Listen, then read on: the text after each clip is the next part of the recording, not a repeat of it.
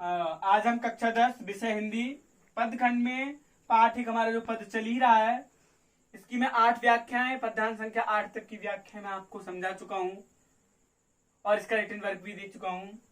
तो आज पाठ एक पद में हम पदधान संख्या 9 के बारे में डिस्कस करेंगे। इससे पहले का जो पदधान संख्या 8 था उसमें गोपियों ने उद्धव से कहा कि उद्धव मेरे मन 10-20 नहीं थे, मेरा मन तो एक ही था जो भगवान श्री कृष्ण के साथ चला गया। इस पद्यांश में भी गोपियां उद्धव से तर्क वितर्क हो रहा है, उनकी बहस चल रही है और गोपियां उद्धव से क्या कह रही हैं वही वर्णन किया गया है। तो इस पद्यांश का प्रसंग हो जाएगा कि इस पद्यांश में सूरदास जी ने बताया कि गोपियां और उद्धव की तर्क वितर्क का वर्णन किया है, यानी कि मतलब बहस का वर्णन किया है।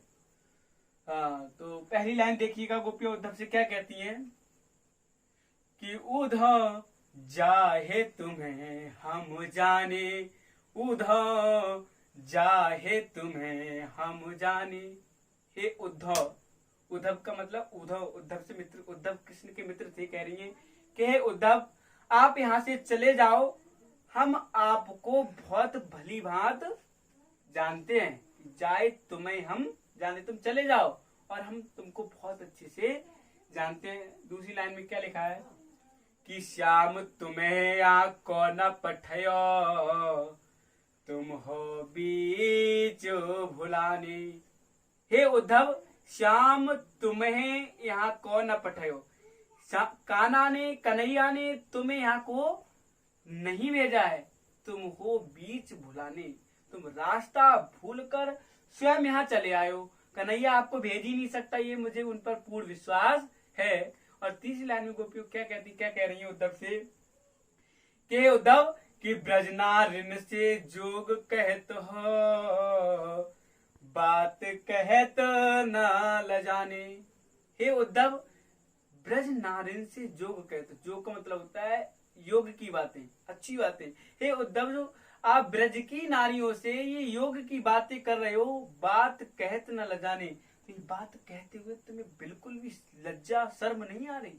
और क्या कहती है आगे चौथी लाइन में क्या लिखा है, हे उद्धव की बड़े लोग न विवेक तुम्हारे, ऐसे भय अयाने। हे उद्धव बड़े लोग न विवेक तुम्हारे, वैसे तो तुम बड़े व्यक्ति हो, दिखने से मुझे बड़े लग रहे हो, बहुत विवेकी हो, मैं समझते बहुत होशियार हो, ना विवेक तुम्हारे, विवेक का मतलब ज्ञान ना, लेकिन तुम्हारे अंदर बिल्कुल भी ज्ञान नहीं है। ऐसे भय अयाने, वास्तव में तुम बहुत बड़े, अयाने का मतलब होता है अज्ञानी, वास्तव में है उद्धव आप बहुत बड़े अज्ञानी हैं। आगे गोपियां उद्धव से क्या कहती हैं कि उद्धव कि हम सो कहलई, 5वीं लाइन में लिखा है कि हम सो कहलई हमसे सके, जो गुण लियो सयाने।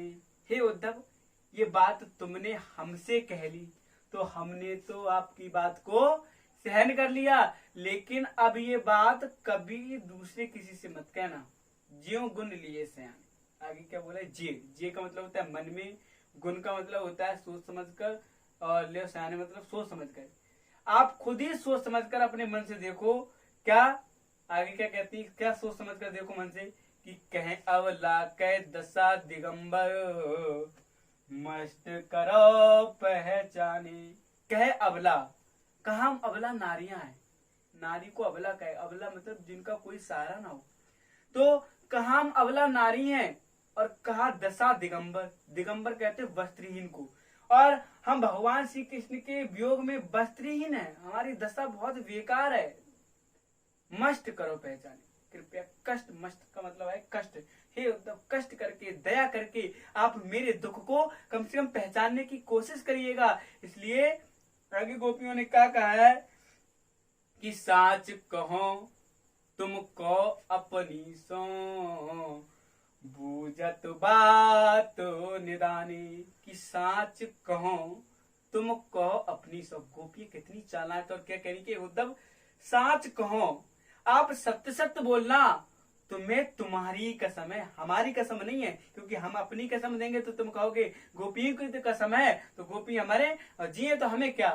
तो गोपियों ने अपनी कसम ना देकर यहाँ क्या कहा कि साच कहो तुम कहो अपनी सो, हे उद्धव, आप सत्य सत्य बोलना, तुम्हें तुम्हारी ही कसम है। अब पूजत बात निदान, जो मैं पूछ रही हूँ उसका सही सही निदान का मतलब होता है सही सही उपाय बताना। गोपिया क्या पूछ रही है उद्धव से? लास्ट लाइन में लिखा है कि सूर तुम्हें और सूर श्याम जब तुम्हें पठयो, तब होने का मुस्काने। सूरदास जी कहते हैं, गोपियां उद्धव से कहती कि उद्धव, जब कन्हैया ने तुम्हें जब मेरे पास भेजा था तो ये बताओ थोड़ा बहुत मुस्कुराए थे या नहीं मुस्कुराए थे? इसलिए बहुत ही अच्छा वर्णन किया था। इसलिए गोपियां उद्धव से कहती है कि उधम जाए तुम्हें हम जाने, उधम जाए तुम्हें हम जाने। तो हे उद्धव, आप यहाँ से चले जाइए, आपको हम भली प्रकार जानते कन्हैया ने आपको यहाँ नहीं भेजा है। तो आगे 10 पद्यांश की व्याख्या मैं अगली वीडियो में दूंगा। अभी के लिए इतना ही, धन्यवाद।